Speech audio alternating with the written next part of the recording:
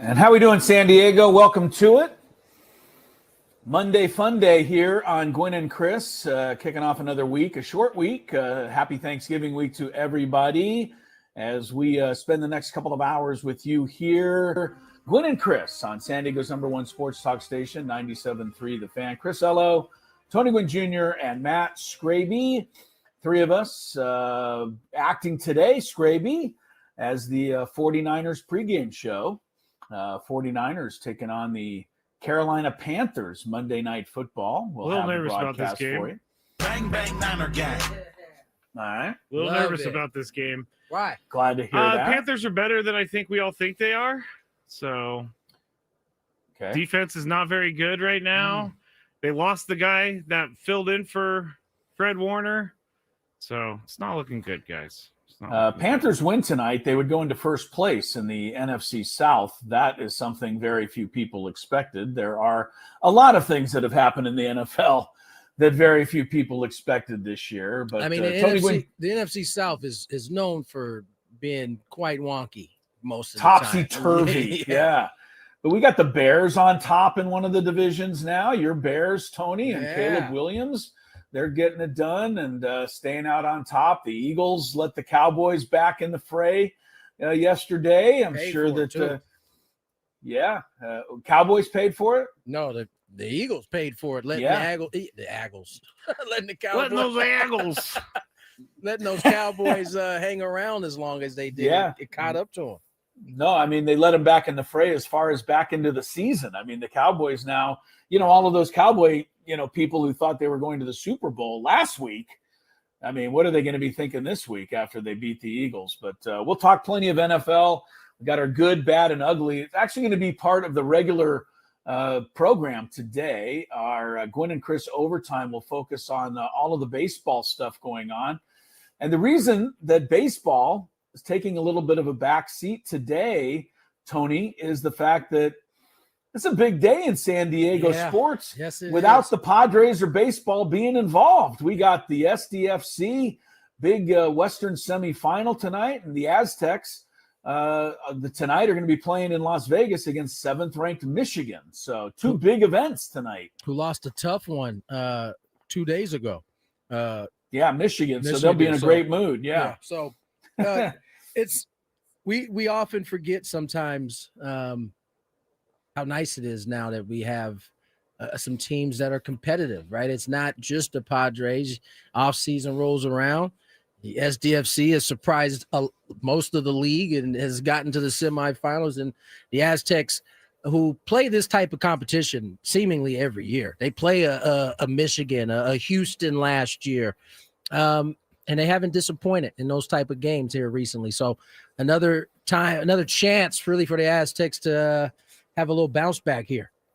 Yeah, I'm not, look, I mean, Michigan is supposed to be like really one of the great teams in the country. I know they're ranked number 7 and they've got, NBA prospects that have basically been flown in. Even Brian Dutcher had to be a little careful in some of his terminology today because he didn't want to be critical.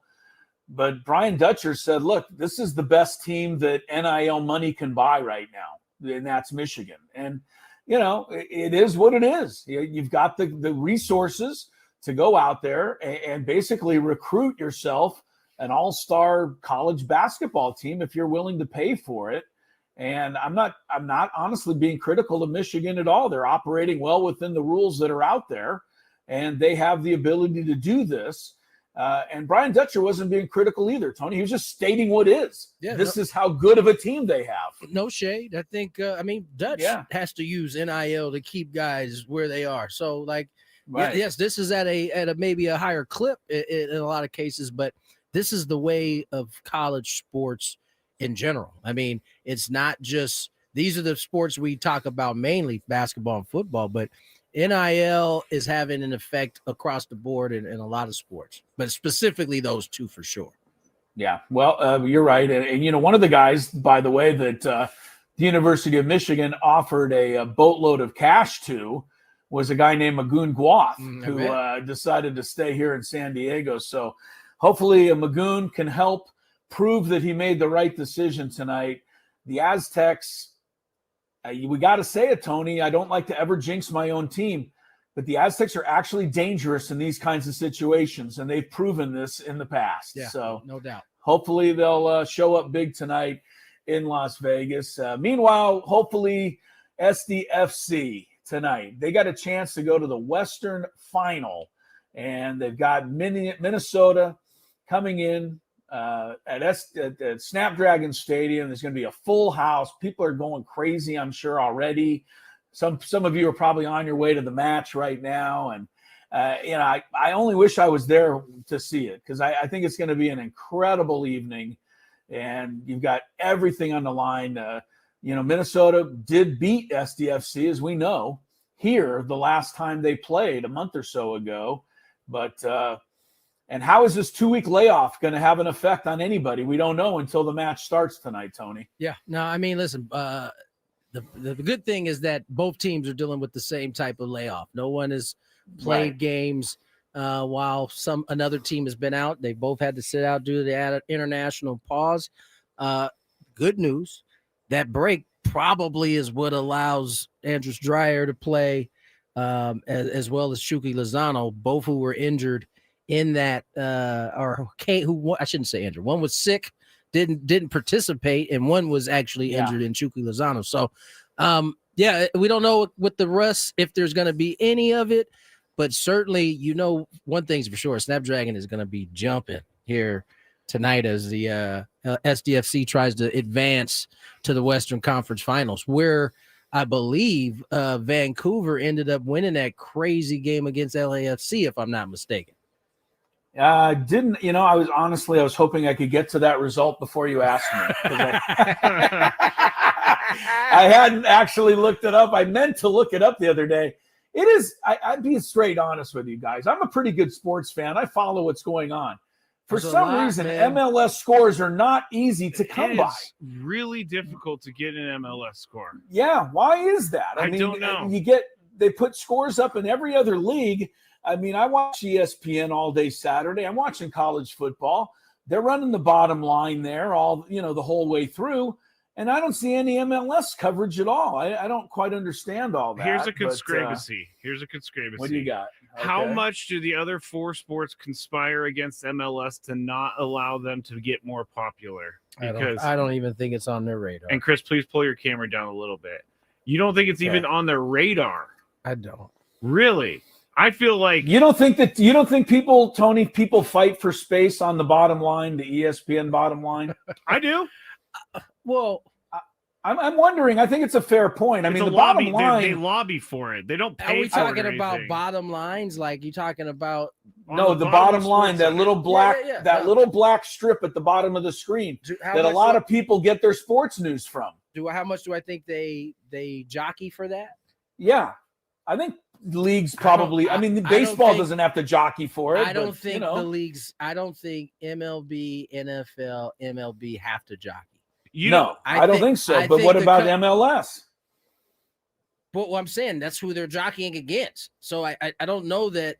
You know what I'm saying? Like they're jockeying against those 3. But I would think because NFL has a deal with ESPN, NBA has a deal with ESPN, hockey has a deal with ESPN. Right. They're going to put those there. MLS does not have a deal with ESPN, and I don't ever see them on the bottom line.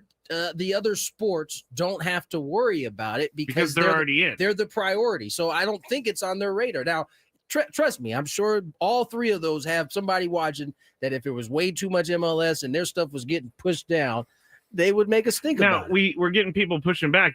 HB949 Sports Jeff is his name. That's a mouthful. You can look up MLS scores on your phone. Also, Nate says, I find it easily online. What we're saying is, I can get any NBA score like popping up on my phone, even though I don't want the NBA score. But I cannot get an SDFC score. You don't have to pop search up for those other ones. I don't have to search. You'll run into them accidentally. Yeah, we're not talking about. You're absolutely right. I can go on my phone and look for it, but I will tell you, it's about 7-8 clicks away. Whereas the bottom line of ESPN is in my face the whole day while I'm watching college football. And I think the MLS quarterfinals, I think the results of that match should be on there somewhere. And I never saw it. So anyway, Vancouver did win, right, Tony? Yeah. 4-3 on penalties. So it ended up a 2-2 draw in regulation, but Vancouver will be the opponent.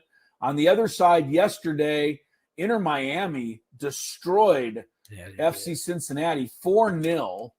So tough that day means for Cincinnati fans over there. Yeah, sorry about that. Yes, it was. And then New York City FC beat Philadelphia, which was the number 1 seed in the East. So it'll be Messi and Miami against New York City. Oh, we're one step closer. So, right, we're just a couple steps away maybe from getting a showdown with Messi. That would be the dream matchup, I think, if you could get to the final game and have to play Messi. So we'll see how it all turns out in the MLS. But tonight's a big, big night.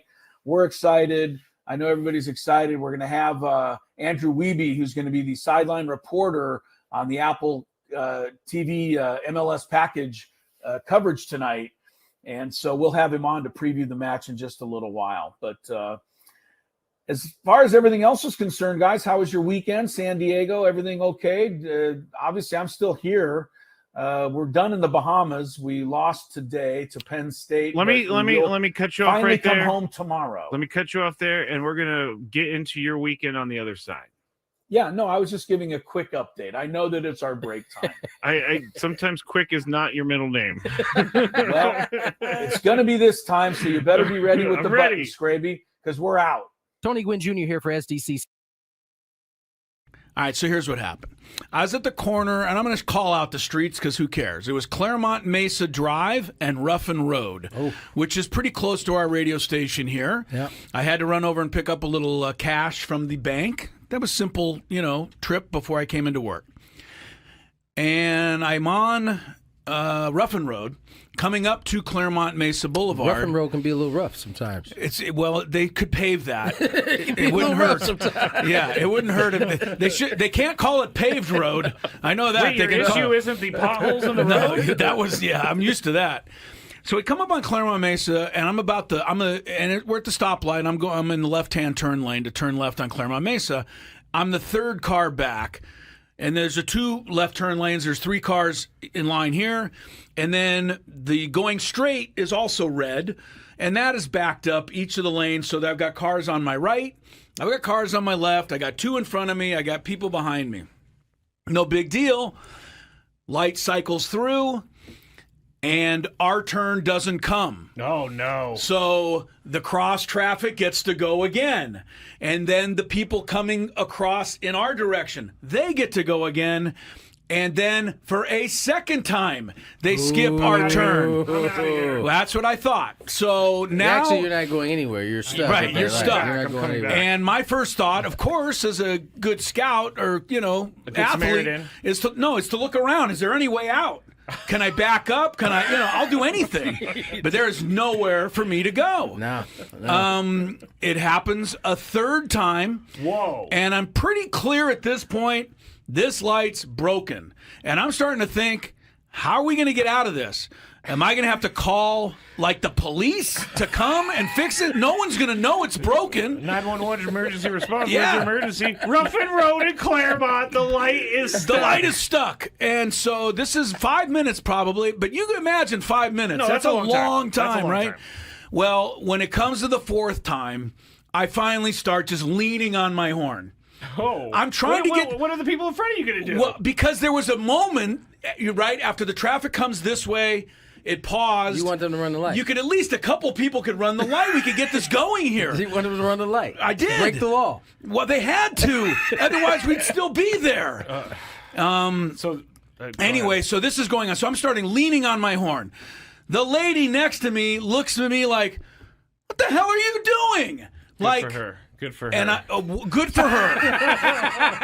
Yeah. Kidding. I'm like, ma'am, kidding. Are you just clueless? Were you going to sit here the rest of your life?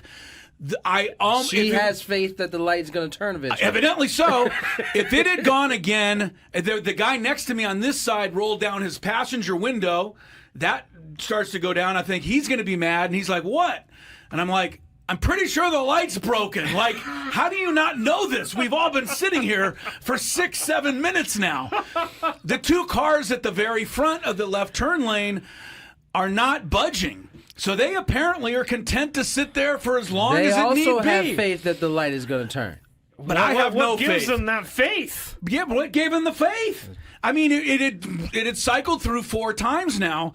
The 5th time, I was going to just have to get out of my car and walk up to that and go, will you please do something? Or get, and if you don't, and I would have, something. You know what I would have said? If you don't want to run the light, just get out of my way so I can run the light. I'm not sitting here the rest of the day. And finally, on the 5th time, the first 2 people ran the light, and the next person was able to get you know what I mean? And after a couple more cycles through, I got out of there. But I don't know. Did the light ever start working? I don't know. If you're at Claremont Mason Rough and Road, you might still be there. I don't know. This was 45 minutes ago or so. Wow. So my question to you is, how differently would you have handled this than I did? And I'll start with you, Tony. Would there have been any difference, or do you know? I don't know if I would have laid on my horn. You would have just never laid on it. I think I might have maybe rolled down the window, see if I could talk to somebody, see what else. See if anybody else was in on it? I don't think I would have laid on my horn because, listen, what you're asking is for them to, which may not be easy for everybody, and that is the timing between when because they're waiting for their light to turn. Yes, right? they were waiting for the light's not going to turn. But that also then requires them to guess the exact kind of when the timing of when they can go. And yeah, well, you know what? Figure it out. I think a lot of people wouldn't be comfortable with running the light, with even running under the light. these circumstances. Well, I think not when there's other cars that could actually hit them. Okay, I think you are right. And the reason I think you're right is because of the 40 to 50 cars that were now piled up in my area behind me and around me. I was the only one honking. Right, and then nobody else thought to do this. All right, so here's what happened. I was at the corner, and I'm going to call out the streets because who cares? It was Claremont Mesa Drive and Rough and Afternoon, 2:18 now. Tony Gwynn Jr., Chris Ello, Matt Skraby. We were totally forgot where we teased on the other side. Chris's time in the Bahamas. Yes, oh wait, yes. I have some clips of Chris going down a slide. Skraby's got people. I heard you needed some coaching to get down this slide, Chris. Some coaching? No, I needed some coaxing. I needed coaxing. I needed to be convinced to go down this slide. I think Skraby must have people, his minions, staged in the Bahamas because somehow he's got video of me going down this slide the other day. Well, I was watching and then watching and watching. Well, and watching, and then finally there he goes. I fired my way down, but yeah, it was pretty hairy, I will say. Anybody who's been on one of those really tall, straight down water slides know what I mean. But peer pressure's a crazy thing. Who was responsible for peer pressuring you? Well, here's the thing: Stacey Terry Hudson was there, the coach of the team. Her daughter was there. Our strength coach, a couple of other people. There's about 6 or 7 of us went up to the top in the line together. Excuse me, and I'll be honest with you. I don't ever want to. Stacey Terry Hudson was first in line, and she said she was going to just go and do it and get it out of the way because everybody was because you're up there and everybody who goes before you goes in and they scream and they yell as they're going down, and you're like, this doesn't sound all that good. So Stacey was first in line, and honestly, Tony, she got there right up to where you jump in the slide and kind of took a look over the top and said, I'm not going. Wow. And so she backed out. Hang on. Oh. She got up and she walked out for a second and said, I don't know if I can do this. And because it was, what I did, I decided that if I think about this any longer, I'm not going to do it. Yeah. So I jumped in front of her, said, I'll go, jumped in and just went. And then it was over. And it was pretty fun, actually. I got to tell you, it was very exhilarating, but it does take a moment to get your nerves up. Ooh, and then Stacey went and everybody did it. Nobody chickened out. Everybody did it. I think everyone on the team rode it at least once, and it was a lot of fun. So I gotta we had say, a good time. I had the same exact experience. Going up the same exact slide. you get to that top, and the people in front of you are screaming their heads off. Yeah. And you're right. Like I ended up just jumping in and getting it over with because I knew if I thought about it any longer, I was gonna be walking back down those steps. So, walking back down with your tail between your legs.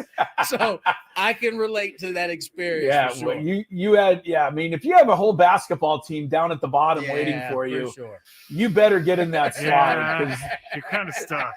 yeah, especially when you were the one who slowed up the beginning of the trip with the passport problem at the beginning. So you don't want to anyway. you don't want to be the guy that had them late with their passport and then didn't go down the slide. Yeah, and then didn't even do the slide. That was our last overtime episode. Was the if you missed passport that story. So go to Gwynn and Chris SD on YouTube. Yeah, but my wife, I did show my wife that video, and she's like, "You got to be kidding me! I can't believe you did that."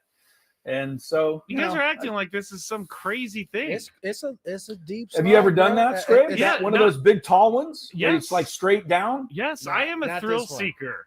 Yeah, I mean, he did jump out of a plane, so Twice. I can't. Yeah, but he had to be held onto by his brother. Well, that was against the law for me not to. Well, I guess it's not. They allow you to go, which is crazy. They allow you to go solo for your first time. Maybe that's changed.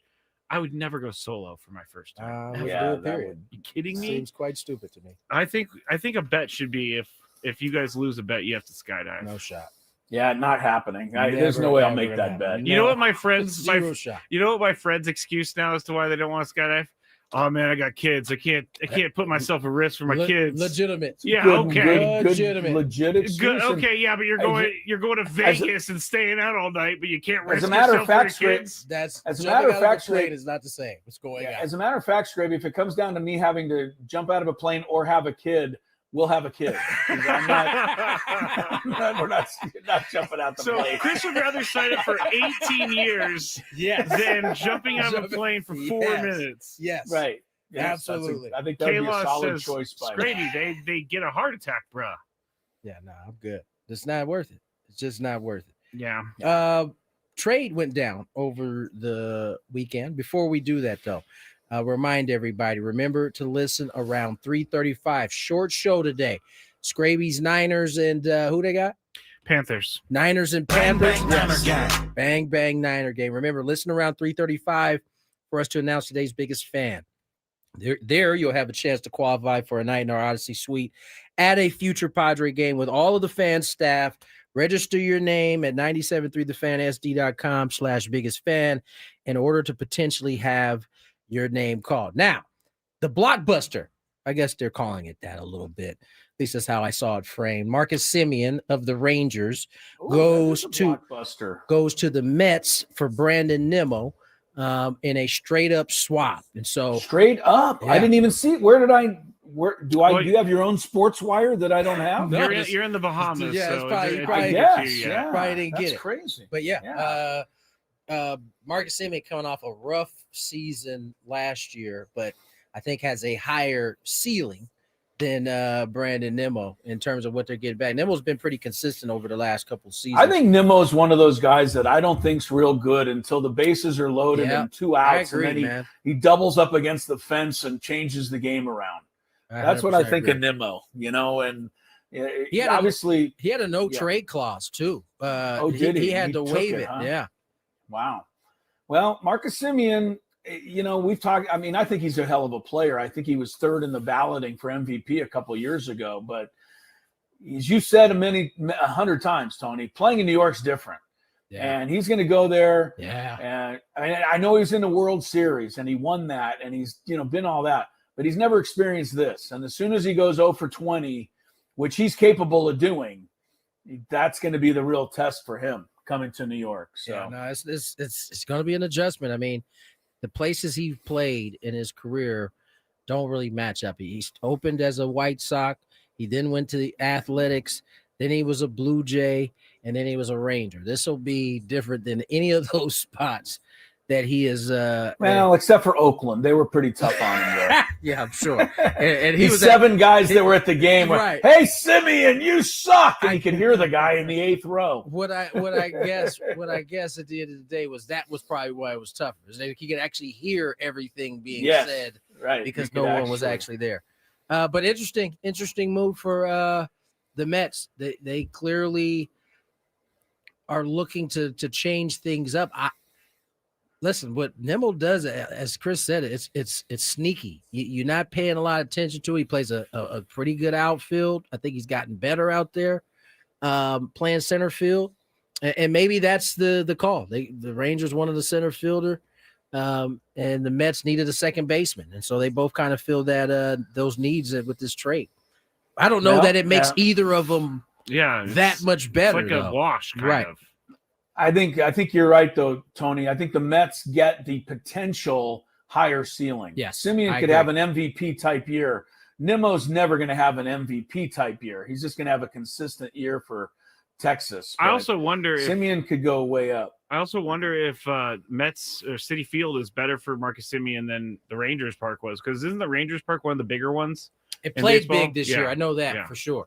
Tetsuya Ime, is that how you say it? Yeah, okay.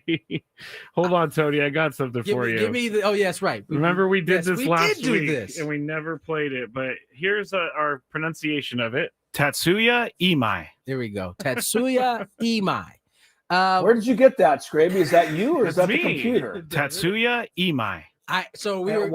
Why are we to believe you though? Because Tony and I sat back there. We sat back and we did the research. We had he found some site that had the exact. So then Tatsuya Imai. We had him record it. Got it. But I thought this is one of the Japanese pitchers, one of the Japanese players that has entered the kind of, what are we calling it? It's not a portal, right? You post. Yes. Yeah. Has been posted. The post department. And I think the assumption, because of how Yamamoto's signing went and Suzuki's signing went.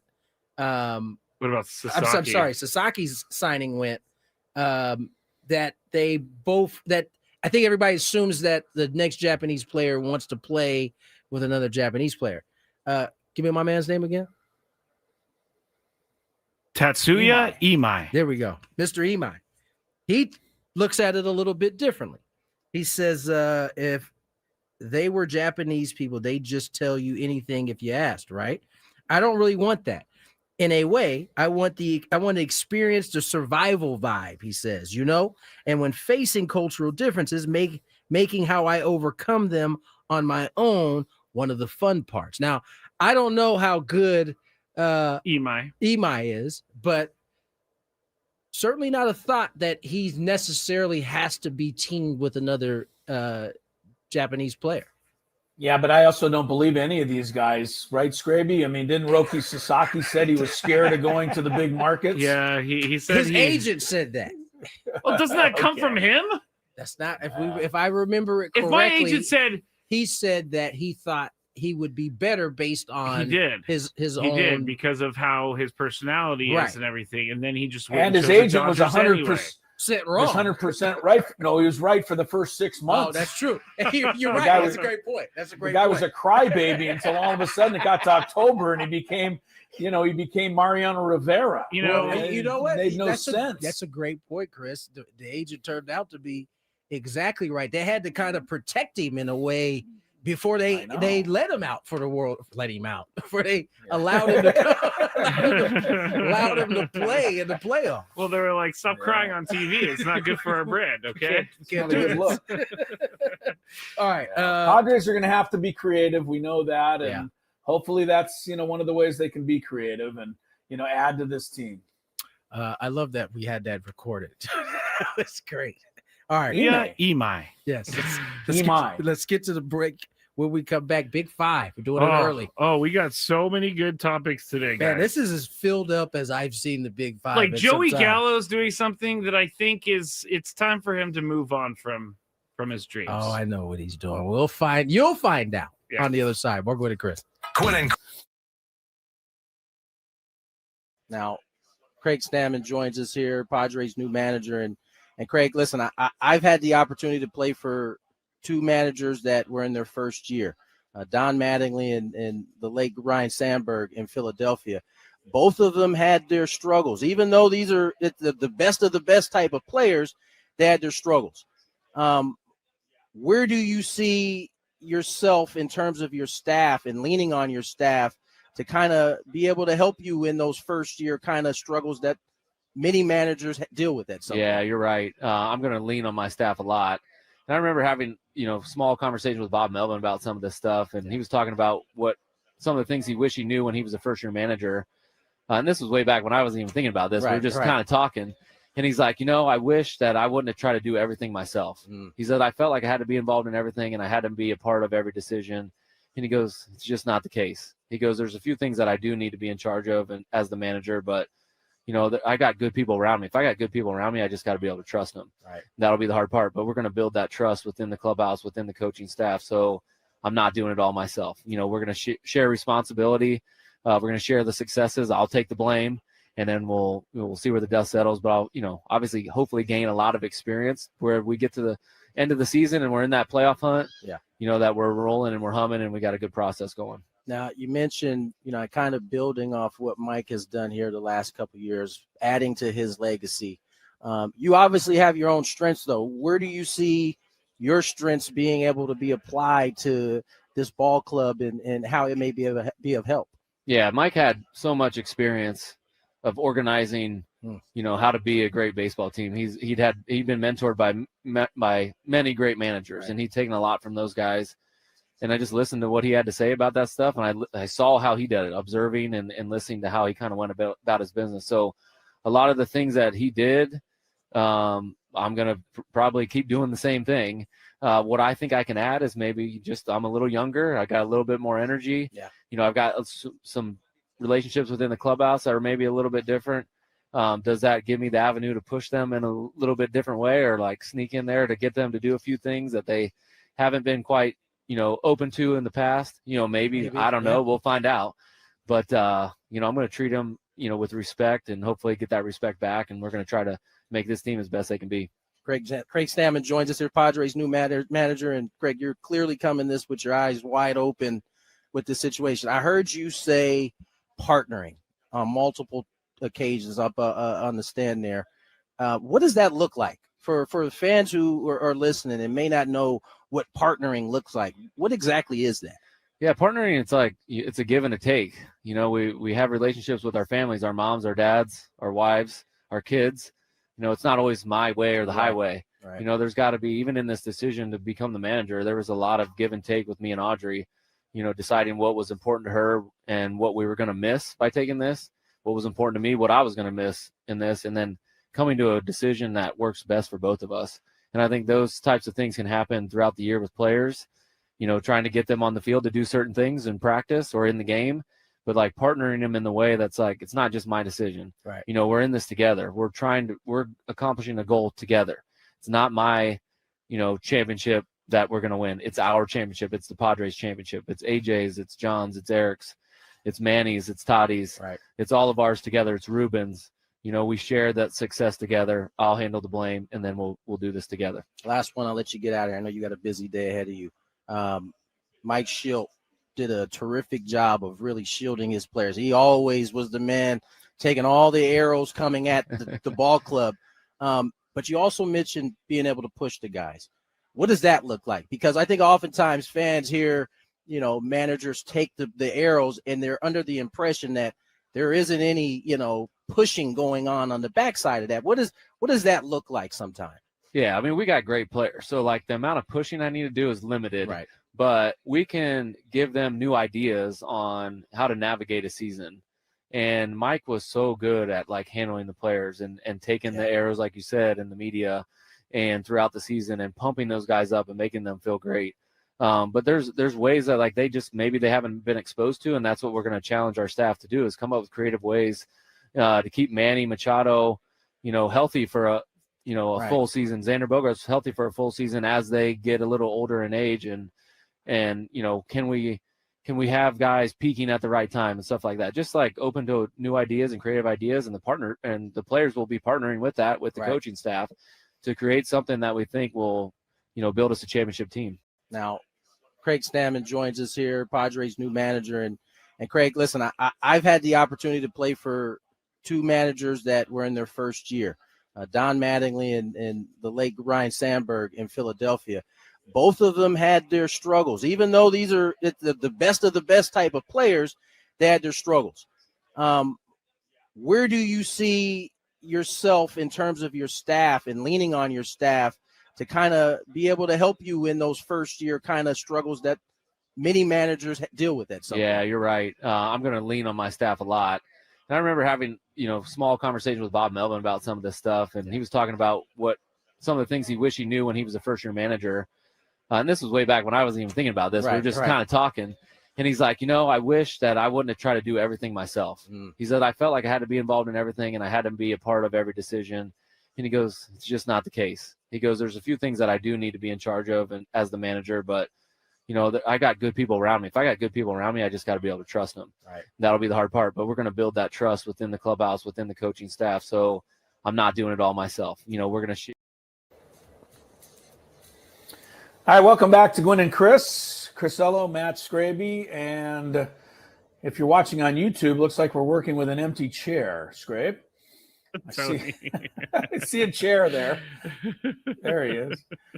Mr. Gwynn coming back into the picture here as we roll into the 2:30 slot, and we will go till 4 today. Got the Big Five, and it's a good one, right, Scrape? I think so. All right, well, then let's not waste any time. Let's give you as much time as you possibly can have. How generous. It's that time of the show when we check on the latest in sports. Only the most important topics and questions are brought to light. Stop what you're doing and listen. These news stories will astound and amaze you. The one, the only. Oh my God, who the hell cares? The Big Five starts now on 97.3 The Fan. I got to say, before you get started, Skraby, Yes. I like this Imai guy, man. Tatsuya Imai? I like him. Me too. I at least like his mentality. He said, What position does he play? He's a I didn't pitcher. hear that. He's a pitcher. Okay. He said, of course, I'd enjoy playing along Otani and Yamamoto and Sasaki. But winning against a team like that and becoming a world champion would be the most valuable thing in my life. If anything, I'd rather take them down. This is the guy for me. I'm just saying, we need more mindsets like that. Come on to town. That's all I'm saying. You, Darvish, won't be in your way because he'll be rehabbing. Yuki Matsui's in the bullpen, so you're good. He said he wants to see how his fastball holds up against Otani. I like the way this guy's talking. I'm just saying. Too. I don't know nothing about him. I don't know if his fastball I would think is as a pitch, 88 or 98. I would also like the think way as he's a pitch, talking. somebody remind him that Petco's a really good place for pitchers. Just saying. Just saying. Good point, Chris. Good point. Just saying. I digress. Go ahead, Scrap. Well, I gotta say this first because Ben Woods, they announced a really, really awesome prize this morning. So I'm just gonna read to promote it. Join Tier 1 David J. from Hop Run Tours for an unforgettable trip to the Windy City next summer with Ben and Woods to watch San Diego take on Chicago at one of the most historic stadiums in all of baseball. This package from Hop Run Tours will include round-trip airfare, hotel accommodations for three nights at a 4-star hotel, stadium tour, and tickets to 2 games, plus a group dinner with Ben and Woods. Visit 973thefansd.com/Chicago for all the details. This special fan trip is brought to you by Hop Run Tours, who handles all the travel and event details. 97.3 The Fan is proud to promote this package. So go to the website, 973thefansd.com/Chicago to enter. I already signed up. I'm hoping to win, and if they pick your name, your name's going back in the hopper. if I do win, I'm going to appreciate the prize, but I'm going to turn down the private dinner with Ben and Woods. That's messed up. You don't get to do that. You got to do it it's all. part of the package. Part of the package. Oh, I got to do it all? No, Actually, well, then I'll take. You know what? I'll take my name out. I'll take my name out. I just heard from Ben Woods' agent. They're actually taking. They're not going to dinner with you, Chris. Oh, they're saying we don't want to go to dinner with him. Oh, Makes they sense. beat me to the punch. Preemptive strike. Preemptive strike. Number 5. All right, former slugger Joey Gallo, whose last Major League Baseball game was over 418 days ago, is attempting a comeback as a pitcher. In March, the 32-year-old announced the switch, and 7 months later, he shared a 15-second video on X. The video shows the 6'5" Gallo throwing 3 pitches from a mound with a typical overhand arm slot and pronounced extension, Like, don't worry, guys. The sound of the pitches, because you can't see them hit the mitt, the sound of the pitches hitting the mitt was quite audible. Good acoustics, huh? Yeah, it was like, wow, that was the biggest pop I've ever heard. So, Chris, you're up first. Do you think that Joey Gallo ever throws a pitch at the big league level? If anybody knows a thing or two about strikeouts, it's Joey Gallo. He does. I would think he might be somebody wanting to look into. Yes. I think once you get, I don't know. I mean, I have to see him pitch, but the thing to me is I think you have to get past the fact that it's, Joey Gallo, a former hitter.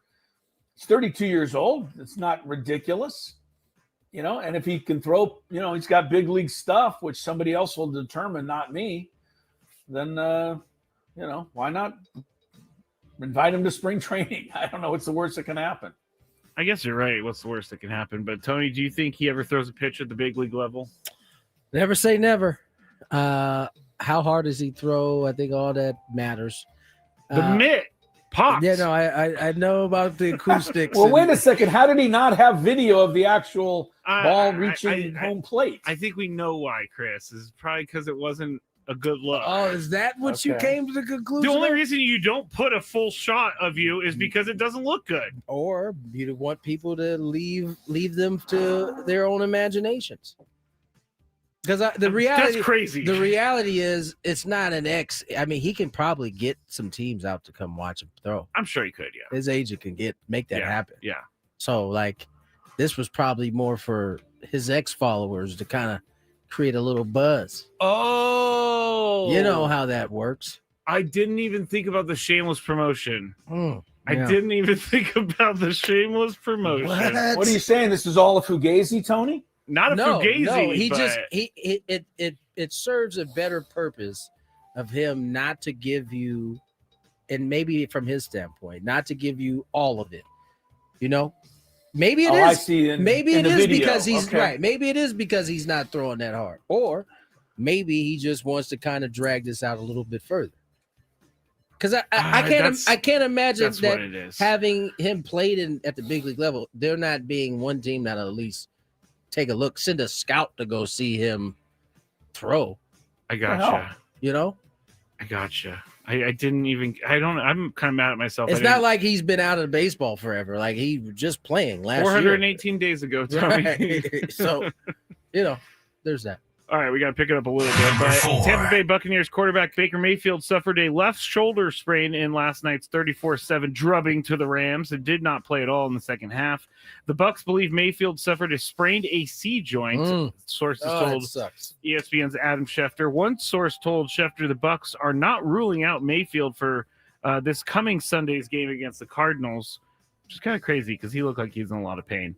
Teddy Bridgewater is their backup. Keep in mind, guys, the average backup salary in the NFL is around $2.9 million. It's a rough figure. The 49ers have had over the years some pretty darn good backup quarterbacks. Sam Darnold, now they have Mac Jones. How much, Tony, would you invest in a backup quarterback as an NFL GM? I guess 2.9. I mean, do you feel comfortable with Teddy Bridgewater as your backup quarterback if you're heading into the year? I mean, clearly they did. They got him as a backup. I mean, listen, you have to, I can't imagine any NFL team signs a backup quarterback thinking he won't play at all. Like it seems like malpractice. Yeah. You're right, but it happens all the time. I don't know that it happens. I think that they think that this quarterback can actually do the job. And then they find out, oh, no, he can't. Oh, no, he can't. But I'm not sure if Teddy hasn't played since when? He was a coach last year. I understand that. When's the last time he played? 2 years, 3 years? I don't And know. he didn't do too well then. The Dolphins had him for a minute. Skraby, you're hitting on something here which is absolutely 100% correct. Every team needs a good backup quarterback. The problem is there aren't enough. That's right. There just aren't. And there's barely enough that can start. Right. When you see Baker Mayfield go out of the game, and then you see Teddy Bridgewater come in, and all of a sudden you're saying, wow, the Buccaneers can't even gain a yard now. It reminds you. I mean, I'm not saying they were the same able to would gain happen. a yard before, to be fair. They had a tough But you know what I mean? I mean, Teddy Bridgewater was no threat at all. And I look at the Rams. I mean, Stafford never even came out of the game, even with a 30-point lead. Mm-hmm. And they have Jimmy Garoppolo. They could have got him a couple of snaps, but they didn't even put him in for that. What these guys do at the highest level of NFL quarterbacking is so good. And we need to be reminded of that. And we are every time a backup comes into a game. I mean, the Dolphins have Zach Wilson. They don't ever want him to play. You know, do you know who the backup for Jacoby Brissett is? Yesterday, I heard this name, and it floored me because this is not a name of an NFL quarterback. Keaton Slovis is the backup quarterback. I never heard of Keaton. He went to USC. So, I do remember Keaton Slovis. But it's like, do we want Keaton Slovis running our offense? No, but he's your backup, so you don't have a choice. I guess you're right. This is why quarterbacks at the top level can command whatever amount of money they want. That's right. There's only about even someone 15 of that them. gets as much flack as Kirk Cousins because Right. there just aren't that many good quarterbacks out there. I mean, Tua is the worst quarterback in the world until you look at any backup quarterback. Right. Then you're like, wait, Tua's pretty good.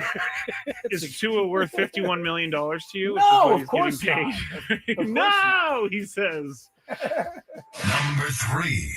J.J. McCarthy's. We're going to go to another quarterback that's struggling right now. J.J. McCarthy's abysmal. That was from the Minnesota article that I found, so I had to leave it in there. His abysmal 6 starts have created a severe crisis in Minnesota, potentially forcing the Vikings to draft a quarterback in the first round of this upcoming draft. They traded up for McCarthy to get him at 10th overall in the 2024 draft. Then he got hurt, and this is the first year he's actually played. They expected him to be their franchise quarterback. While it's still early, this Minnesota newspaper said that his poor play mirrors Josh Rosen's situation. Wow. After the Cardinals took him 10th overall in 2018. Oh, have the mighty have fallen. I can't wait to talk about this Chris, one. are you having, if you're KOC or Kevin O'Connell, are you having buyer's remorse on J.J. McCarthy? First of all, he had a concussion yesterday, and he's in protocol now. He did. I believe that might have had something to do with his play. Secondly, no quarterback can win the game if no one blocks for him, and he was sacked 5 or 6 times. I think J.J. McCarthy has something. I do. I'm not giving up on this guy yet. I think Kevin O'Connell's smart enough to know that. He's going through pretty normal quarterback growing pains. Caleb Williams wasn't a whole lot better last year than J.J. McCarthy's been this year. Facts. And now Caleb Williams is looking like he's, pulling together. I think that's an overreaction that's coming from some, writer that's trying to get clicks, honestly. I think the Vikings are fine with where they are. They'd like him to be further along, but that's my thing. A resident Vikings person, M. McKee's husband, is a big Minnesota fan. Said their offensive line hasn't been healthy all season. But, Tony, are you having buyer's remorse if you're KOC? No, I'm not if I'm KOC. And shame on all these people now wanting to compare my man to Josh Rosen. You know what I'm saying? That was quite a wild jump. That's so low. And it wasn't, week 5? We was talking about, this is why Kevin made the decision he made to go with this quarterback. All of a sudden, now this dude is Josh Rosen. I can't get with it. Like, nah. It's just it's I get it. People just get up in arms when their squad is losing. But let's try to find some middle ground here. I think it should be expected that after not playing last year in his rookie season, starting off this season hurt, and then, going through what is really his rookie season. Not everybody is going to be Patrick Mahomes. You sit out a year, you step into a perfectly well-run machine, and it goes flawlessly. That's not what this is for J.J. McCarthy. As it was pointed out, offensive line's been hurt all year, and he hasn't been healthy all season. So I think it's a little patience is what is needed for J.J. McCarthy, and I'm sure Kevin O'Connell already knew all that. Yeah. And was approaching it as such. I'm sure he was. Number 2. Kicker, do you guys hear this? Justin Tucker. I did see. He was this. reinstated 13 days after a 10-game suspension under the personal conduct policy. And he finally has a tryout invitation. NFL media reports the Saints have invited him to a kicker tryout, which Cade York will also attend. Now, Tucker, you may remember, was accused of misconduct by multiple women during massage therapy sessions, which he has denied. He was never criminally charged or civilly sued. The league investigated a Baltimore Banner report from earlier this year, and then he ended up being cut by the Ravens in May. He accepted the suspension without a full hearing or appeal. Timeout. So you said he wasn't actually sued Civilly? No. And there was and there's no criminal charges for this. What happened? He got suspended by the NFL. Nothing happened. No, but what happened to all the people that claimed he did all this stuff? That's a good question. I have no idea. Oh no.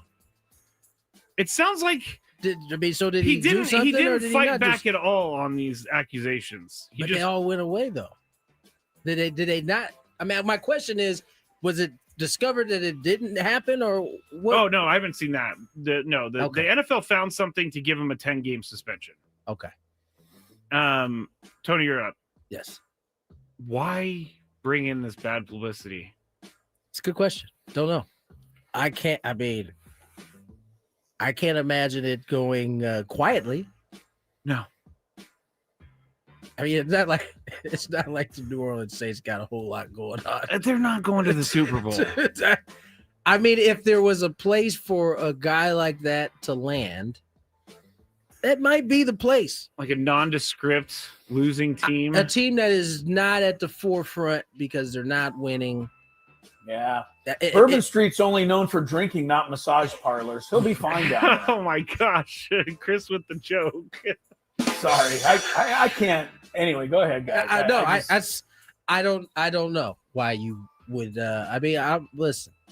Listen. I guess he served his 10 games and I guess he served what it's hard for me to really speak on this because unlike Deshaun Watson, where there was civil suits and almost criminal charges, this kind of happened and we just kind of went with it and then it just kind of disappeared. And so I'm reluctant to speak on it too much because I haven't done enough research on what happened with the actual accusations that went down. Yeah. Chris, what do you have to say? Because we still got a Chip Kelly question. All right, I'll let it go quick. I'll just stick with what I said, but Justin Tucker's situation grosses me out, and I don't want it touching my organization. I'll let someone else be the team that gives him another chance. Honestly, that's my thing. I mean, I don't want to. I think that's fair. Yep. Number 1. Chip Kelly, highest paid offensive coordinator in football, is now done. He is no longer the highest paid offensive coordinator. Well, he still is. He just doesn't have a job anymore because the Raiders fired him. I'm not even going to talk about him because many of the Raiders fans think that it's someone else that's at fault for this. Pete Carroll's son. Pete Carroll's son what? coaches the offensive line. The Browns had 10 sacks yesterday during that game. They've been sacked the second most times in football this year. Many people think might be the son that's not very good at coaching. So why get rid of Chip Kelly and not a guy who's given up second most sacks in football as a coach? Chris.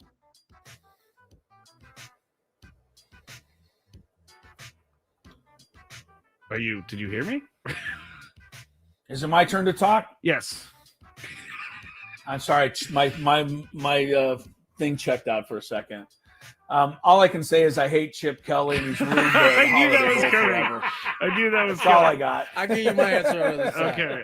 Tony's answer on the other side. Daily Gambit. Yeah. You got soon.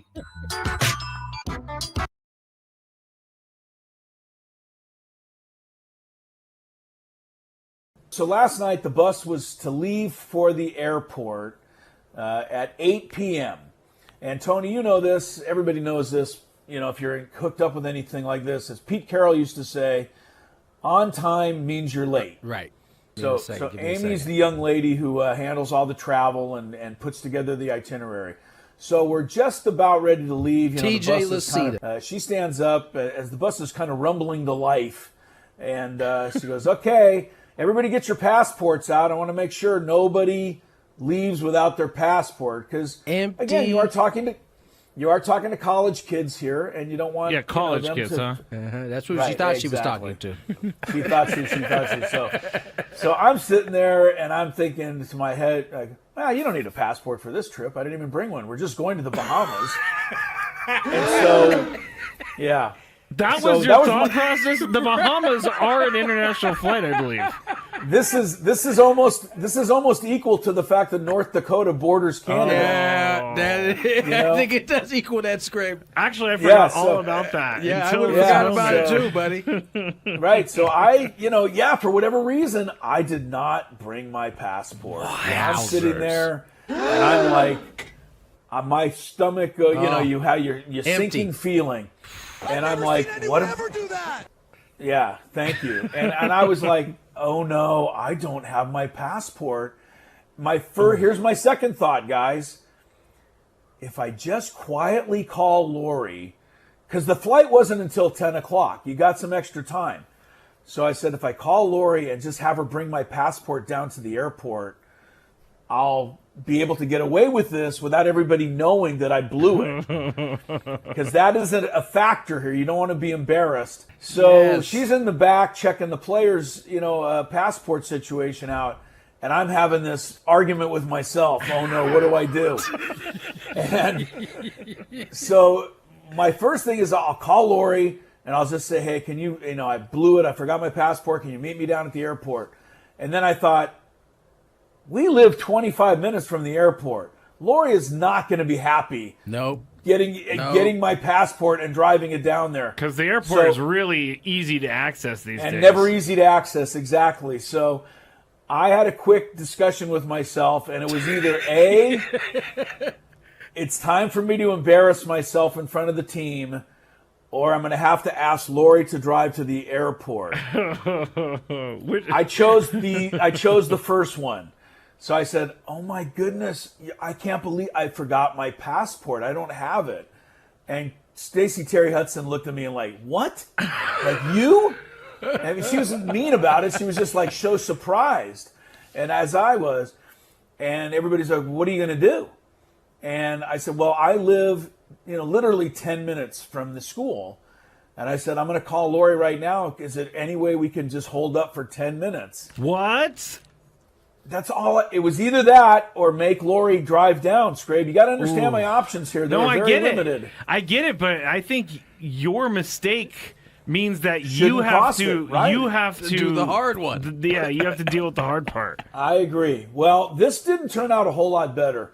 Amy, it's her first year on the job, but she's a very nice gal, so I don't have any really, I don't have any cachet with her yet. And she's like looking at her watch, looking at Coach Stacey Terry. She's like, 10 minutes, because that can be a little... That's stressful. Well, it's stressful. And she doesn't care. Her job is to get everybody on that damn plane. Right. And a lot of times what we don't know, the traveling party doesn't know, is they've already called ahead and talked. They have a travel agent that's going to kind of expedite the process a little bit. And if they mess up that contact, then everybody's messed up. So everything is thrown asunder if you got to wait 10 minutes. And but I'm on the phone with Lori, and Lori's like, well, I'm not going to the airport. There's no way. She's like, you tell them that I'll be there in 10 minutes. You tell them. And I will give Lori a lot of credit. She, while this discussion was going on, found the passport and was already in the car. Whoa. So I give her a ton of credit. She didn't wait for... Okay, go get the passport and hurry up. Because she knew she wasn't going to the airport. So she knew she wasn't going to the airport. Exactly, Tony. She's like, I'm in the car. She did. She said, I'm in the car. So I told, Amy, and I got Lori on the phone. I'm telling Amy and Coach, I'm like, she's on her way. And I said, I drive this all the time. It really is 10 minutes. And they're like, all right, 10 minutes. So last night, the bus was to leave for the airport at 8 p.m. And Tony, you know this. Everybody knows this. If you're hooked up with anything like this, as Pete Carroll used to say, on time means you're late. Right. So Give me a Amy's second. the young lady who handles all the travel and puts together the itinerary. So we're just about ready to leave. You know, the TJ bus is kind of, she stands up as the bus is kind of rumbling to life, and she goes, "Okay, everybody, get your passports out. I want to make sure nobody." Show. Reminder. 49ers. Panthers. There you go. I almost could remember. Yes, I get to hear it every time I say Panthers. Honestly, when you Niners. walk into the room, when you walk into the room and Tony's watching a game, you ask him, "Hey, who's playing?" He looks at you. I don't look. Hang on. Look at the score thing. Oh yeah. Listen, neither of these are my teams. I don't need to know other than letting everybody else know. Yeah, you need to know. You need to know. No, I don't need to know, really. CMC facing his former team. Yeah, no one cares. No There one you cares. go. They're There you gonna go. boat race the Panthers, hopefully. For By your the sake. way, I out of hope, the I don't know. by the way, who did? Talk about stupid trades. What did the Panthers get? Like, who's starring for them Oh, right that's now? That's a in that great trade. question. Let me I see. think it had to be picks, right? I love how teams think it do was this. They picks. they get all these picks. They get this, that, and the We need other. to find out Well, who Christian those picks McCaffrey's turned going to the into. Super Bowl every year, and what are the Panthers doing? All right, give I me don't a know. second Just too. saying. Tony, you have to answer your question or your Question give your, number one. Yeah, What was your the question thoughts again? on Chip Kelly and why doesn't Pete Carroll fire his son, who's the worst offensive line coach in See, football? I know no one but Why doesn't he you- fire his son? I know no one but you went and found out that his son was on the staff in the first place. The dude who I don't know if you have you watched the Raiders at all this year? Yeah, they're really bad. Their offense sucks. This was the same guy that remember. I don't know if you can remember Shady McCoy. He traded him, had Deshaun Jackson traded from that Philly team. He comes in. What's the first thing he does? He tells Genty, "You can't stand like that in the backfield. You're going to have to get like a regular running back." And all that's happened Yeah, since what a then. dummy. Yeah, all that's happened since then is they have proceeded to win 2 games, and their offense has looked atrocious. He's made Geno Smith now look like he was as a New York Jet way back in the day. Genty is not living up to the kind of hype that he's had, and it's all on Chip Kelly's watch. And yes, the offensive line, I watched, it felt like my man Myles Garrett was literally in the backfield every snap. Even if they handed it off, he was in the backfield touching the running back. And so, yes, it's Chip Kelly's fault. I feel the same way Chris does. I felt like that for a long time. Talk about somebody who has lost his touch. Like, he didn't after maybe the first year in Philadelphia or the second year in Philadelphia, he has not looked close to the same, has not put nearly close to the same type of offense that we saw in Oregon. Not even close. I'm still mad at the 49ers for bringing him in as a head coach for a year. Still mad about that. Can I just touch on what I'm looking at the sorry. picks. Go ahead, finish that real up. quick. The picks that the 49ers sent, they sent where did it go? Here it is. They sent a second, third, and fourth round picks in 2023, and then a fifth rounder in 2025. Do we know what that turned into? Yes, it turned into Darnell. They didn't get one number 1 pick. They didn't get a single pick. number 1 pick. No, they didn't. Oh my God! So Darnell Washington, who else? Don't know who that Nick is. Herbig. He's decent. And then they traded with Jacksonville for something else. Man. So nothing to the those things just equivalent don't of work. Mr. Christian McCaffrey. McCaffrey, yeah. Okay, yeah, there you go. One of the best players in the league. I wanted to one thing before we do the Daily Gambit that Tony said about Chip Kelly. This isn't even on my hatred of Chip Kelly. This is on my hatred of anybody who coaches. And I don't care if you're a high school coach or a little league coach or wherever. Anybody that coaches with a my way or the highway mentality is not a good coach. I'm sorry. That doesn't work anymore. Tony, how many times have we asked a Padre pitcher what makes Ruben Niebla successful? Yep. And every time they say, you know what? He finds out what you're good at and he works with you. He doesn't tell you what to do. He listens to what makes you comfortable and then he helps improve on it. Here's Genty, who's almost a Heisman Trophy winning running back, who's comfortable doing it one way or the other. And his coach's first thing to him is to change that and tear that down. Right. It never works that way. And if you're a coach, I'm serious, if you're a high school coach, pitching coach, pony league, don't tell your kids how to do it. Listen to them and work with them and use those parameters to help them improve. It's such a better way to coach. You guys have seen Luke Kuechly and Greg Olson in the youth thing that they coach. They both talk about that a lot, that it's not about telling them what I know or making them do it how I think it should be done. It's about finding out what they do best and then trying to enhance that and teach them from that. Yeah. And I just it's crazy that at that level that you would feel like you got to tell a guy, nah, you're not doing that. I don't care how much success you had where you came from. And then and then he gets off to a rough start and you're like, all right, you can go back to it. Like what? Like, no. What about what does Ashton Genty think when Chip Kelly comes walking up to him and is like, hey, you're doing it wrong? Like, this old man is over here trying to tell Seriously, me what to do again. Like, I just came off of one of the best seasons in college football, and you're telling me you're not even going to let me run a few times and then see that it doesn't work first before you tell me to change it? I still think they should fire Pete By Carroll's the way, son, this though, is just a small piece of, I'm sure, what happened before Pete Carroll had to be like, listen, man, it's either going to be you or me, and damn sure ain't going to be me. So you got to go. Damn sure ain't going to be my son either. Listen, you want I'm almost mad at a Nepo baby conversation about this.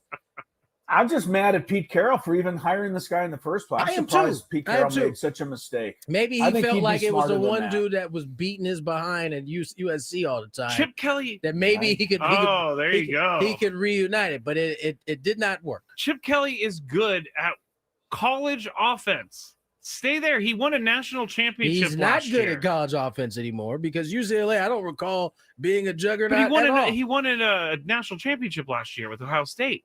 As the offensive coordinator, and then he left a good deal to go back to the NFL.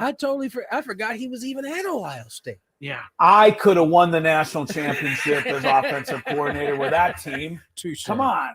Oh, I don't know. They literally have like 3 wide receivers, all like doing the best in NFL right now. Yeah, Jackson Smith and Jigba couldn't even make the Ohio State roster when he was there. Is that true? I mean, that's how. Pretty much, he was third string, and then 2 guys got hurt, and so he got a chance to play in that Rose Bowl. That's right. They sat out. They sat out of that game. I think one sat out. They sat out. It was Wilson, I think, sat out of that game. Garrett Wilson. Garrett Wilson sat out. Another guy was hurt, and that's how he got pretty much going. Can't stand that guy. Yeah. We can't go to the Daily Gambit because we have Andrew Wiebe on the other side, so we're gonna have to skip that. So let's real quick talk about. Well, let's talk about a couple of. What do you got, Chris? What do you want to talk about? That's fine. Shadur's fine. No, we can talk about it. We're going to do the good, bad, ironically, also against the Raiders as well. Ironically, yeah, I thought Shador played really well. First thing was Dion was there. That was important. Yes. We talked about that last week, and he was there. And secondly, he did okay, right? I mean, he made a couple of silly throws, but that's expected. Right? When you throw on the run 65 yards and put it on the guy, like he did on that one play. Yeah, those are the kind of things that show people what you can do. That was a big arm. So I was glad for that. I was happy. I'm not ready to. I was happy for that too, and I think he still has some work to do. But I'm sorry, I don't think the Browns did him any favors in how that game plan was. It was like run the ball on 1st and 2nd down, you're 3rd and long, and then try to make it on 3rd down. Yeah, it just he had 20 attempts, 11 for 20, a little bit over 200 yards. But I didn't think that they really gave him much of a chance. Maybe that was by design. But it seemed like the plays that he ended up making were all like, got to scramble, except for the touchdown pass he threw, which turned out to be the one touchdown he had. First and 2nd down running, and then 3rd and 8, 3rd and 7, 3rd and 9, 3rd and 10. Such a hard life living that way. Figure it out. So, but good for him, let a young quarterback throw on 1st down when they're not looking for it as much. Right. I think all in all, and he's going to start this Sunday, even though Dylan Gabriel has been cleared. All in all, just watching the Browns team as he kind of did his thing, they seemed like they were into it. So he's bought himself another week for sure. Yeah. Have you talked to Dave Marcus yet today, Tony? Has he texted you? Oh, because the Cowboys came back to beat the Eagles. Yes. The Eagles. The Eagles. Because we basically buried them even after they won last week. We did. And listen, And I then- still believe. Now people are going to be like, I still believe with every ounce of my being that when it really, really counts, they will They'll show see. up. Yes, they will be themselves for sure. By the way, the officials in the Chiefs-Colts game yesterday erroneously took away a Chiefs touchdown, Skraby. I want that on the record. I'm sorry? I'm just saying. The tide I is want turning. it on the record. They don't have There enough was a wins play. to influence referees no more. Now they're getting the calls against them.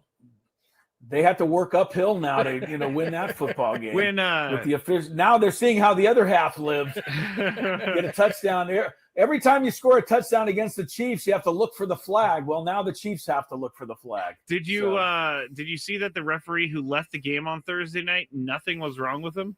He just was like, I'm out. I thought he had a torn Achilles. No. Or a bad Achilles. It turned out Maybe it a was bad Achilles, but it turns out there was no rupture of his Achilles tendon. So I think it was just an old man injury. So he should have played through it? I don't know that he could Skraby, play he couldn't through even it. walk. Skraby wanted to have the Nepo baby conversation. Now somebody's not working on their dime right now. He's just taking free money. That's his new case. They say he If could you- come back if this you- season. If you pulled your hammy while you were doing a basketball game, you couldn't finish the game, but you might be able to ref in another week. Put a little ice on it and stretch it out. Skraby But is the if you pull toughest it right there, critic. you're done. How did this turn on me? I didn't say anything about Because you're ripping the guy. I'm You not tried to ripping rip him, him. I You You're just said, saying that he walked off with a fake injury, basically. I didn't say it was a fake injury. Did I you said see that nothing he was came wrong off the with field him? and his Achilles was intact. You insinuated that he was getting off of work without doing any work. That's not what I meant for Okay, him. I'm sorry. What did you mean then? You said, did you see that he wasn't actually hurt? Yeah, it stopped the game. It was you know, Guys like get hurt and like they stop the game and then they come back in like 2 plays later. I all was the just time. annoyed because I thought something serious happened and I was false. Was this during the Niner game? No, this was during that Thursday night football game between the Bills and the Texans. Skraby, I don't know about Thursday you sometimes, night man. football. I really don't. All right, let's get to break. Can't wait for the soccer match. Yes, we get into some SDFC when we return. More Gwynn and Chris. The all-new Now, you've been representing the Friar Faithful for a little bit here. Now you're out in the forefront. You mentioned family quite a bit. How important was it to get your wife Audrey on board with this? How long did it take you to get her in this direction? It took a while. It's probably taken years, but I don't know. We were on the same page for a long time. For a long time we thought there's no way this is possible, with our family and be able to move them across country and take them out of school and all that kind of stuff. But we talked to enough people. We got to thank the Melansons. They kind of gave us the blueprint of how they've moved their kids from Florida to Arizona to San Diego, and we're going to follow that plan. And once we decided that, it was like, I talked about it a little. There was some peace that came over both of us to be able to say yes to this decision because we knew it's an opportunity of a lifetime. Hard to say no to being the manager of Padres with a team like we've got. Obviously, when you decided to retire in the 23, family's probably at the forefront of your mind. You've missed a lot of time with your kids and your wife. And now to fast forward to this point here, you're sitting in meetings at this point, interviewing candidates. And then, however long later, what was the timeline in between you interviewing guys or candidates and then all of a sudden having your name in the hat? Yeah. Man, just to think about what my mind was thinking about 3 weeks ago is completely different than what it is now.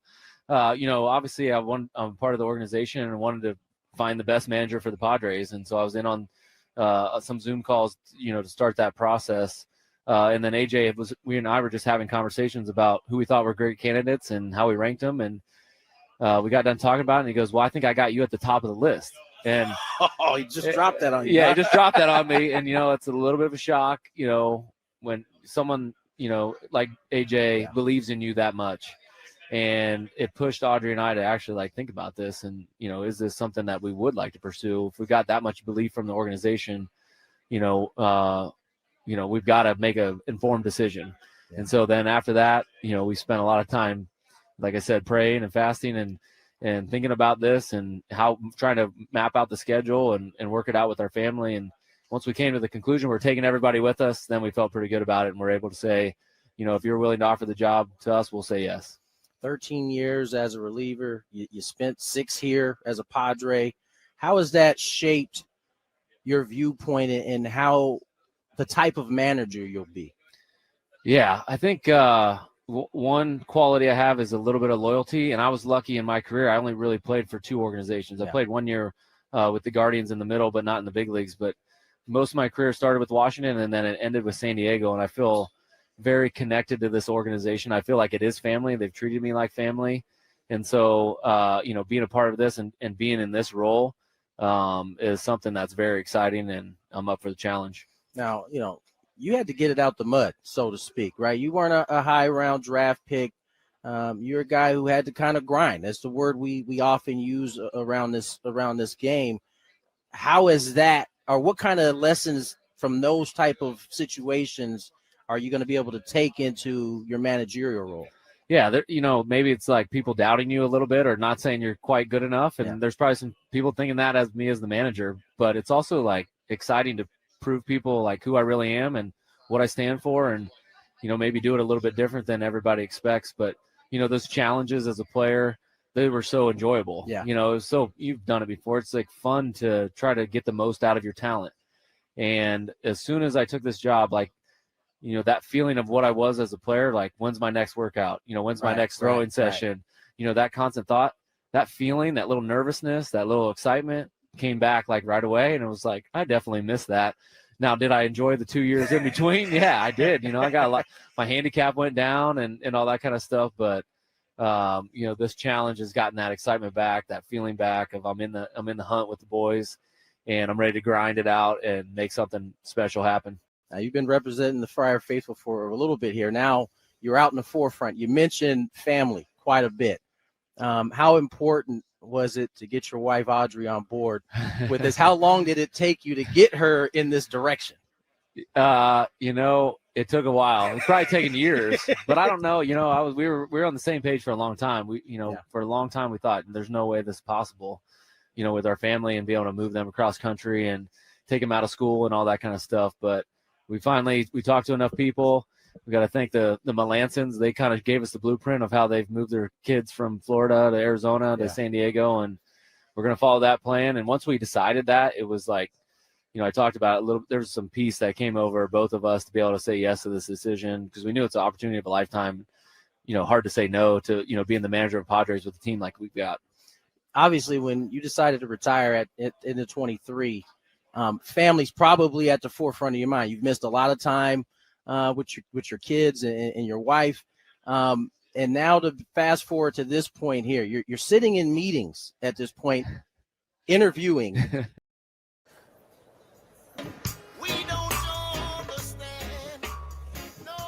All right, welcome back, Gwynn and Chris. Live music coming your way from outside my hotel room here at the Bahamas.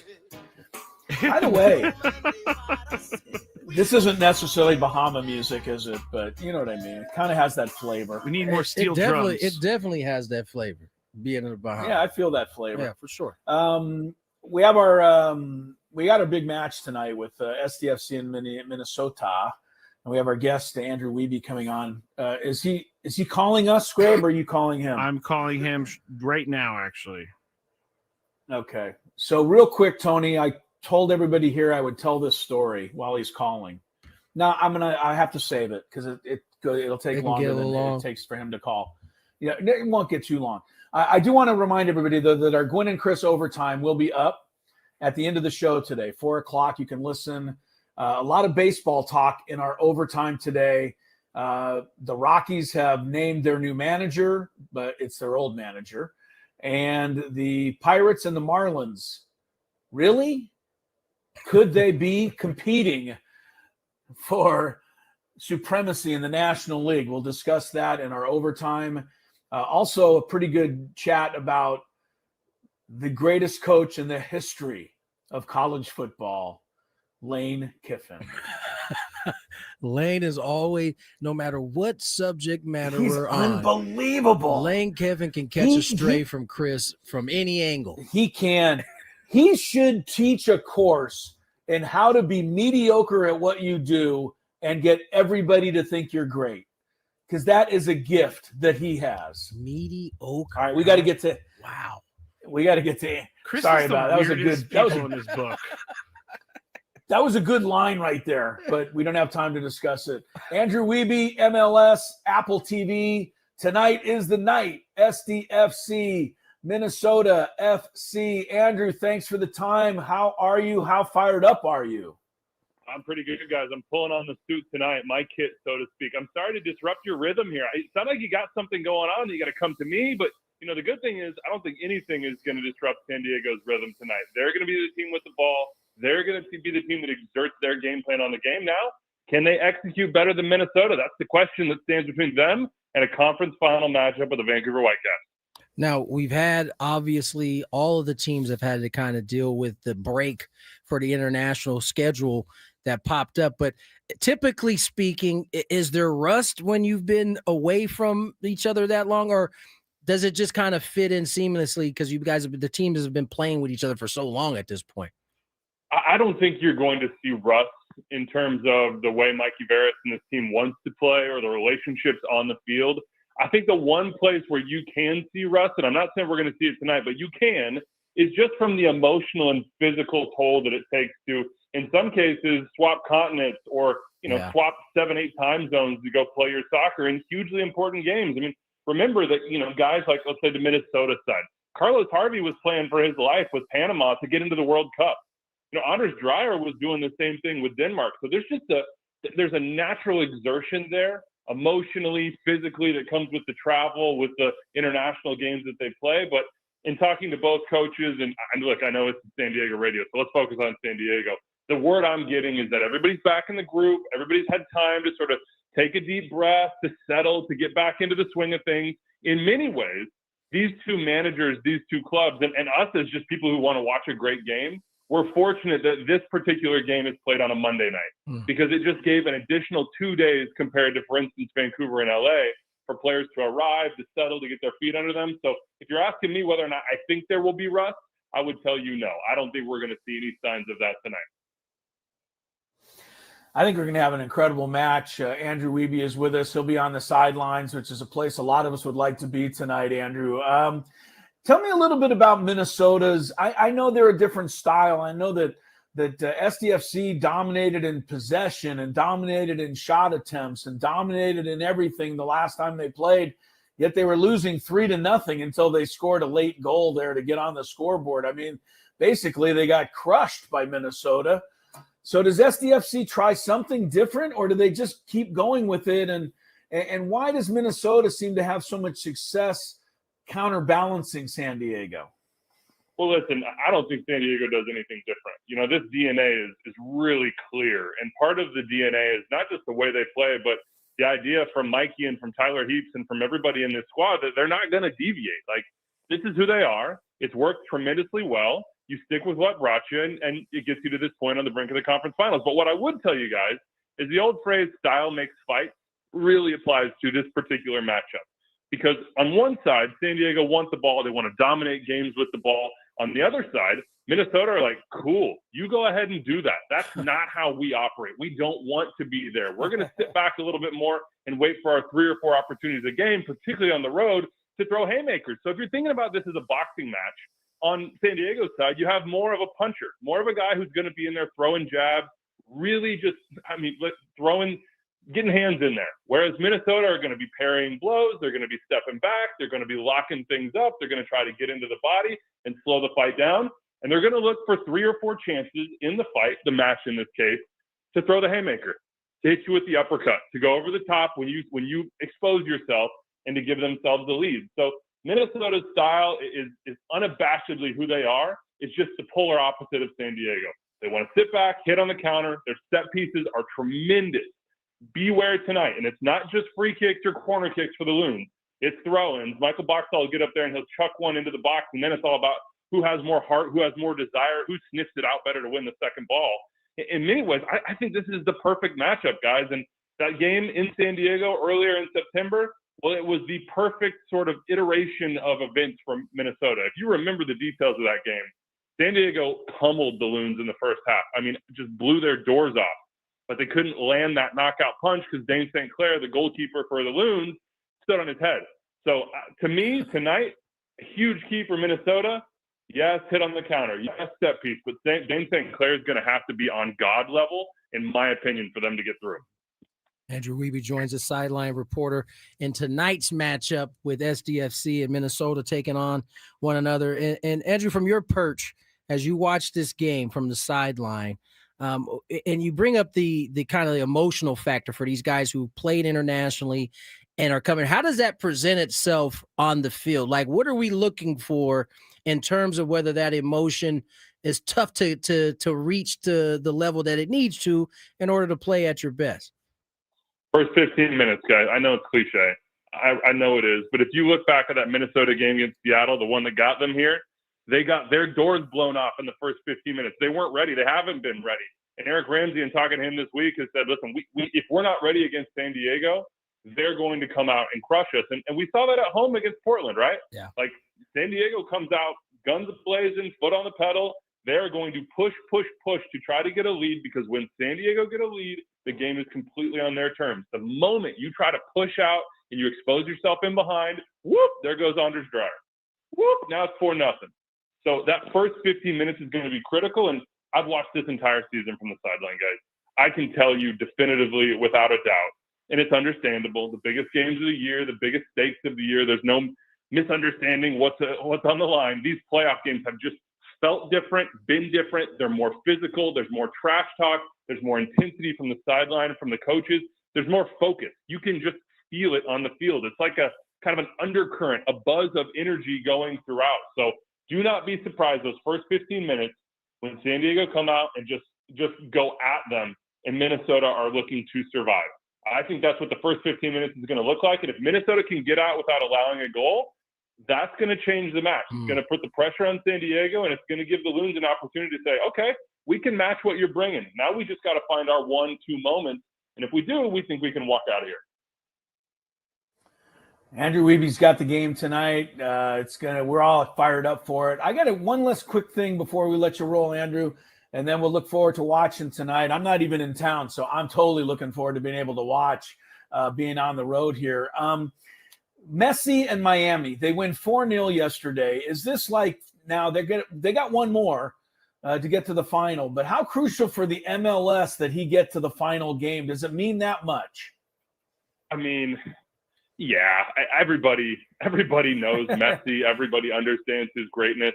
I would flip it, actually, guys, and I would say, forget what it means to Major League Soccer. That part is pretty clear. Lionel Messi is telling you what it means to him right now.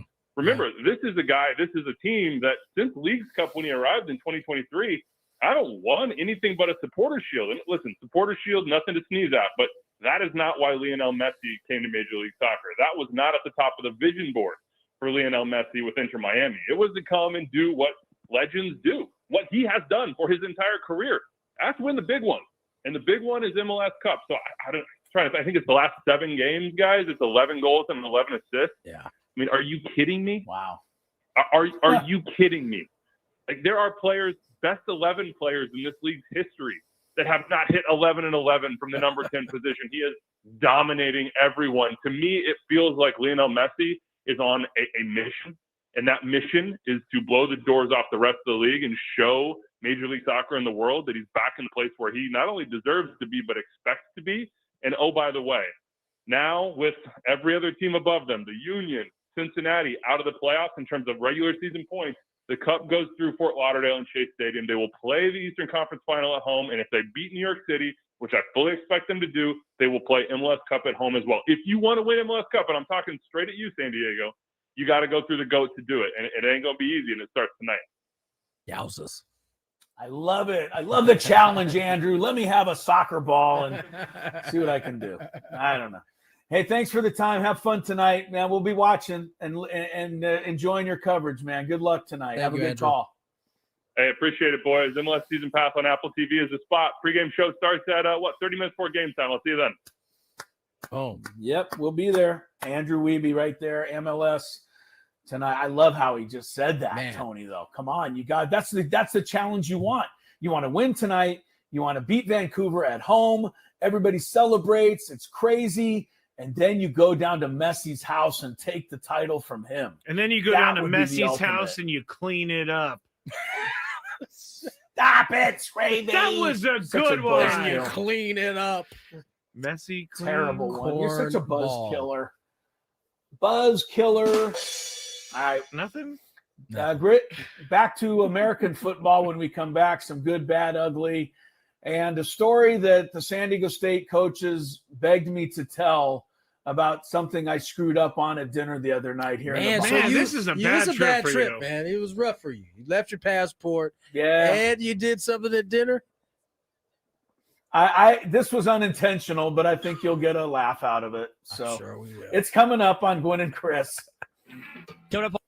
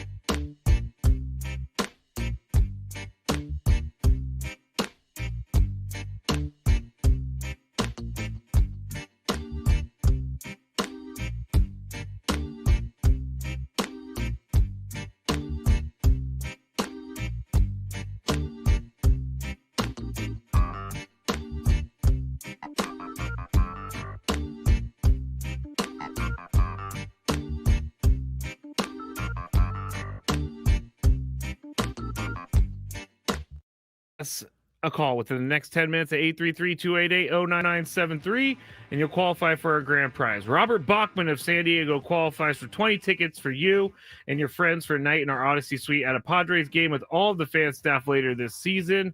Remember to register your name at 973thefansd.com/biggest-fan. Robert Bachman, your time starts now. Tick, tick, tick, tick, tick, tick. Tick, tick, tick, tick, tick, tick. I like Andrew Wiebe was doing his best of Chris Berman when he was like, "What? Can I issue an apology? What? I want to issue an apology to you. To me? Yes, you. It still wasn't a very good joke at all, but I gave you some credit. I did not pick up what you were putting down with the whole Messi and cleaning up his room. Thank you. It completely went over my head. Thank you. I guess a good joke is one that you don't have to explain as you had to with that, but I did. Nonetheless, I still missed it when you said it, and so there's that. Thank you. I appreciate that. Chris, anything to say? It was better once you explained to us that the word messy can go both ways. I honestly it was a can't believe double you didn't- entendre I right can't there. believe you guys didn't get that. It just went clean over my head, man, for real. You missed it by that much. If Chris didn't say anything to you in the break, I would have walked away and never thought about how stupid that joke was again. And now I'm having second thoughts. It was semi-stupid. Yeah, I'll give you a little credit for it. A little credit is due. Thank you. All right, we'll get to the good, the bad, and the ugly, but I promised the coaches that I would tell this story. It's not an all-timer, I don't think, but they think it's hilarious, especially our assistant head coach, Kelly Lewis. So this is for you, Kelly. She wanted me to tell the story. We sat, it's Kelly and I and about 6 or 7 others at a circular table in the room where we eat lunch here at the hotel. And yesterday, Tony, along the wall, they had the setup there, and they have those little stands with a little piece of paper that says what each item is, turkey or fried potato, whatever it is. So I came across a bowl of some stuff. Yeah. That it looked I will say it looked a little wonky, and I think stuff is a good description for it. Is it poi? But no, it looked kind of like some sort of salad, and maybe like a potato salad. But what it said was shredded chicken. Oh, and okay, I know that doesn't sound good. And remember, we're in the Bahamas, so for them, maybe shredded chicken is just something different. Yeah. But I thought maybe it was like chicken salad. So there was nothing else up there that I wanted. So I grabbed 2 pieces of bread. I took some of this stuff and I dumped it in my bread.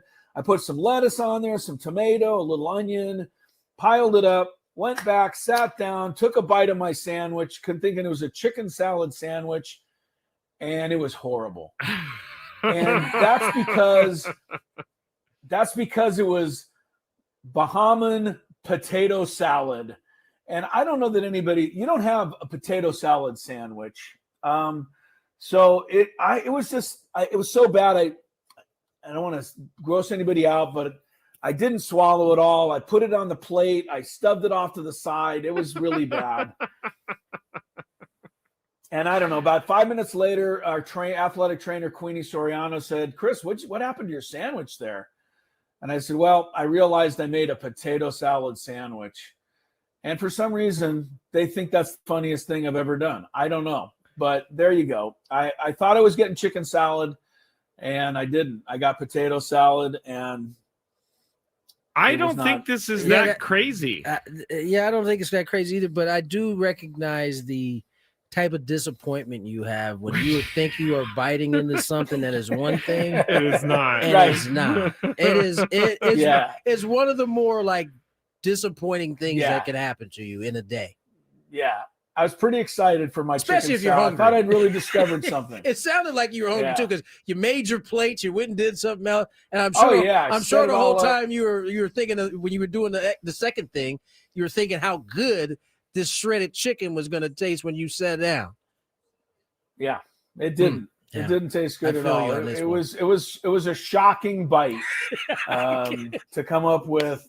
And it wasn't even good potato salad. I mean, think of like the worst potato salad you ever had. Did it have? That's what it was. Did it have raisins in it? I didn't get that far. It just I couldn't tell you. I mean, I should have known from the beginning.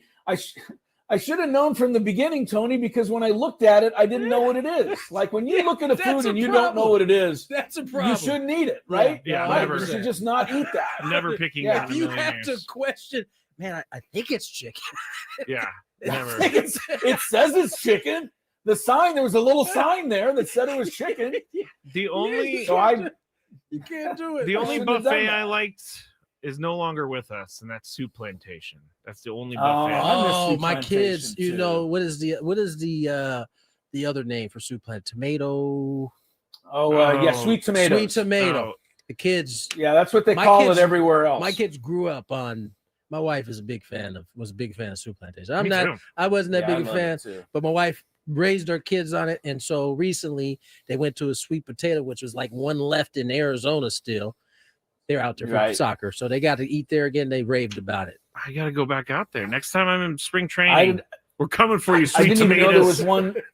Yeah, sweet tomatoes and Soup Plantation are the same, but I loved it. I don't know why people haven't brought it back. I mean, the COVID thing is long Yeah, behind us that now, whole so- buffet dining thing is not looked at the same after COVID. It Yeah. seems But you would go, wouldn't Yeah. you? my Would you family go? would go. I'd still complain about going like I did when it You was would here still the first complain? time. I literally saw a guy that now when you go I to, will say the soup selection I mean it is called is Soup Plantation. Nothing exceeds that. You got if you was have awesome. Soup Plantation as your name, you have to have a great soup The selection. New England clam chowder they had, and they had Ah. Tony, Tony, they had you a and I baked would have potato fought over soup a- too. That was Yeah. You and I would have fought over a bowl of clam chowder. If like it was New the last England bowl, we would have had to go clam to. chowder. You know, I it's the went best. in Cincinnati. We used to drink and go to Golden Corral, and Oh, that's terrible. I saw some That's really terrible. horrible stuff at Golden Corral. This guy You know That's was not good eating food. wings, waiting for his chicken to be ready. Over the other food. Yes. Yeah. Only at Golden Corral. You know who was a quiet sponsor of Golden Corral? Did he use his voice all the time? Oh, who? Dion. Dion. That's right. And I was like, man, this dude sounds like Was Dion. he? Yes, he was on the commercials all the time. All right, I think we got to get to our GBU, don't we? Yes, but we have a traffic report first, and then GBU. From the 855 Get Ross Traffic Center, protecting San Diego after accidents or injury, here's Kelly Danick. This game day traffic report is brought to you by Crystal Geyser, Alpine Spring Water. Several problems in the North County. Collision on northbound 15 before Via Rancho Parkway. Those vehicles are over the right shoulder. Also got a stalled vehicle partially blocking the Nordall Road off-ramp, West 78. And southbound 5 coastline, very sluggish from the Aliso Creek Rest area. Up ahead, right before Mission Avenue, there's the culprit. Got a crash blocking the 3 left lanes. What makes Crystal Geyser Alpine Spring Water different? They always bottle their Alpine Spring Water less than 1.5 miles from the spring source. And all of their bottles are made with 50% recycled plastic from their own recycling plants. Crystal Geyser, bottled at the spring source. I'm Kelly Danick with Gwynn and Chris, San Diego's #1 sports station, 97.3 The Fan. All right, here we go. Good, the bad, the ugly. Week 12 of the National Football League. We're here to get right to it. Let's start with the good. Rams 34, Tampa Bay 7. It wasn't good if you're Tampa Bay, but the LA Rams looked like Super Bowl champs last night. And Matthew Stafford. I did throw same many initials. touchdowns last night. Thank you. Yeah, same initials. Matthew Stafford, 3 more touchdown passes. He now has 30 touchdowns and 2 interceptions for the season. He has gone 27 touchdown passes in a row without an interception. That's an NFL record. And correct me if I'm wrong, guys. Say what you will about Drake May. Where's Matthew Stafford's name now in the MVP? For real. conversation? Seriously. For real. Can we get off of Drake May for a second and look at actually who is the MVP right now? And that's Matthew Stafford. Matthew Yeah, Stafford. I think Jonathan Taylor's still there. He didn't have a great game yesterday, but to me, those are the top 2 on my list. But everybody says Drake May. Who knows? All right, here we go. Yesterday's MVP in the NFL was not either of those guys. It was Jahmyr Gibbs. What a number he did on the Giants. a fantasy performance for the ages, guys. 60 points in fantasy football. Yes. And of course Skraby has him, and Skraby won by 1/10 of a point or something. 0.26. You needed every bit of Jahmyr Gibbs to win. 63-yard touchdown run gave the Lions the lead in overtime, and then Adrian Hutchinson with the walk-off sack. Can we do a real quick rate the radio call on this one after? Okay. There's the snap to Winston. He's back on 4th down, looking. Oh, Pressure comes. get him, Winston. get him. Boom. Ball game. Ball game. Ball game. Aiden Hutchinson comes up with a sack. Get out of here, boys. Go to the locker room. This game's over. All right, 1 to 10, rate that radio call. Can I hear it just one more time, real quick? There's the snap to Winston. I gotta hear the color guy again. Pressure comes. Get him, Winston. get him. Boom. Boom. Ball game. Ball game. Ball game. Adrian Hutchinson. Adrian Hutchinson. Get out of here, boys. Go to the locker room. All right, 1 to 10, Tony, rate that radio call.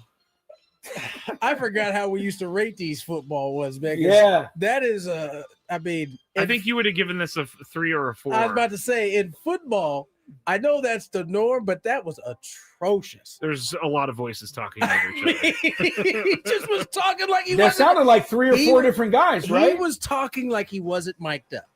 Like he just had Like free Adrian reign. Hutchinson, I knew it. I knew it. And then the other guy was like, boom. Get on out of here, boys. Head to the locker room. Boom. Get him, boom. Yeah, I'm going to go 2 on that. Okay, one. Chris, what's your rating? I'm going 22. That was the most enthusiastic call I've heard all year. Okay. It was for our purposes, it was terrible in a lot of ways, though. Detroit wins in overtime. They survive in overtime, 34-27.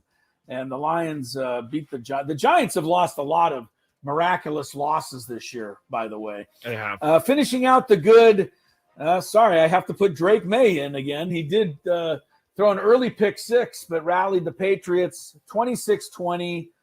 And once again, Tony, they overcome the terrible coaching of Mike Vrabel to improve to 10-2. This Vrabel guy, man, he's just overrated. Apparently. What were they thinking? Man. What were they thinking? Someone asked me over the weekend, what will it take for Vrabel to be a good coach in your mind? And I'm saying, don't go one and done in the playoffs, which is what he always does. All right.